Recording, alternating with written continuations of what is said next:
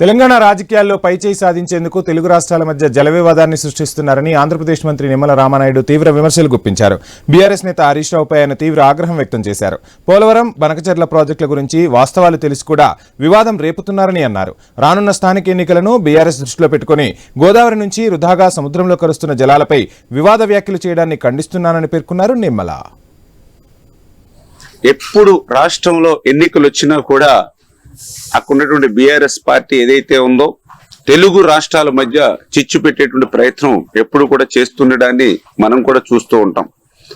అందులోనూ కూడా రేపు రాబోయేటువంటి రోజుల్లో స్థానిక ఎన్నికలు ఆ రాష్ట్రంలో వచ్చేటువంటి పరిస్థితిని కూడా దృష్టిలో పెట్టుకుని సముద్రంలోకి వృధాగా పోయేటువంటి నీటి మీద కూడా దుష్ప్రచారం, అసత్యాల అబద్ధాలు చెప్పేటువంటి పరిస్థితి చేయడం చాలా అన్యాయకరమైన విషయం.